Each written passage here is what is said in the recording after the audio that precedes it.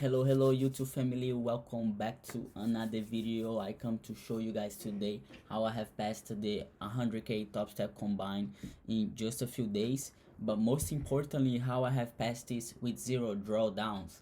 As you guys can see here on my equity curve, I basically had 0 day drawdown. I basically pretty much was up most of the times. Once I got here, I started going a little bit lower, but never actually lost more than 1,000. And if you go over here on my stats a little bit, so my best day was 2019. This was actually, there was a little mistake. So basically on the first day I made 2,900, and as you guys can see here, best day cannot be greater than 50% of your total profits, and my total profits needs to be 6,000. So basically you cannot have a day where you make more than 3,000.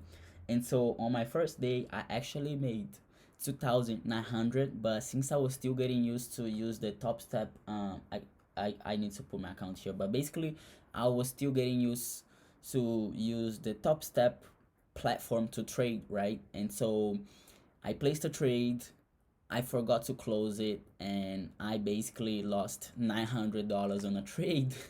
And I actually saw it at the end of the day, because when I went to check, I saw that I only had 2,000 instead of 2,900, and I was like, what happened? What happened? I lost 900. I don't even know what happened. But basically, I left a trade open, and thank God I placed entry, but I also placed stop loss, because if I didn't place stop loss, I would have been cooked, guys, because I could have lost the account. But basically, let's go over here again. So on my worst day, I actually only lost $509, which is about 0.5. This is really good. My average winning day is 1,300. My average losing day it's 173, which is really great. That's some really great stats, guys. I have to say I did really good here. As you guys can see, most of the instrument I traded was micro S&P 500. I really like to trade the micros just because I can use more contracts, and so it's a lot easier for me to calculate my risk, right? And so micro S&P 500, micro Nasdaq 100, basically you guys can see the difference here, right? So on the micro, I have on micro S&P 500, basically my risk to ratio it's 1 to 88, but my RR, which this is my winning trade, right? So this is basically my win rate. Here we can see my win rate, and here we can see my risk to ratio. If you guys know anything about trading math, basically if whatever strategy you have, you always need to look at what's your win rate and what's your risk to reward ratio. But here we can see I have a 1 to 88 RR, but my winning rate kind of compensates as well because I have a 42.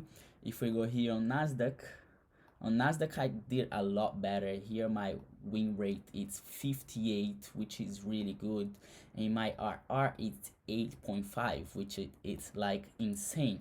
But if we put them all together, we go over here overview. That's basically what I did overall between them two. I still get some really good stats because I have my win rate it's 50%, which it's really good.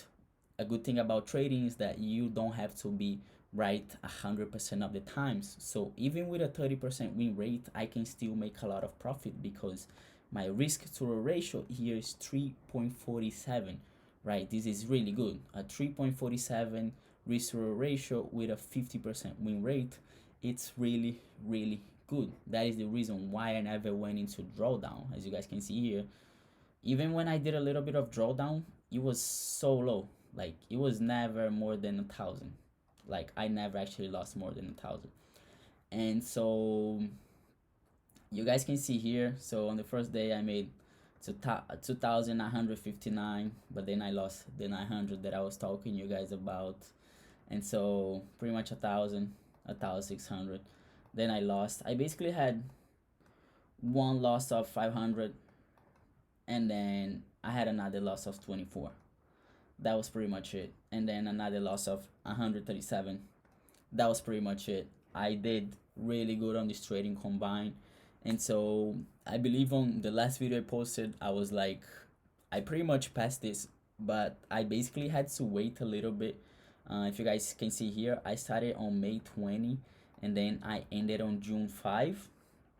but on it doesn't say here, on the third day, which was on the 23, basically 3 days after I got the trading combine, I was already at 104,000, basically 104,940. I basically only needed $1,060 to pass.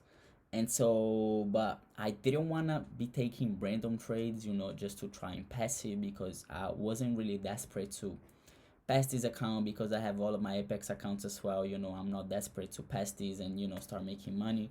And so I had to wait for the right opportunity. And you guys already know, like, you should be waiting for the right opportunities, right? You should have a clear set of rules that you use to enter, right? If the rules are not presented, you should not be taking a trade. And so, unfortunately, whatever, doesn't really matter. They were not trades for me to take, and so I had to wait a few days before I actually passed this account. But I finally passed it with some crazy stats. And yeah, that's pretty much what I wanted to show you guys. Today is Monday. I hope you guys have a great day. I hope you guys have a great trading week, and I'll see you guys on the next one. Peace.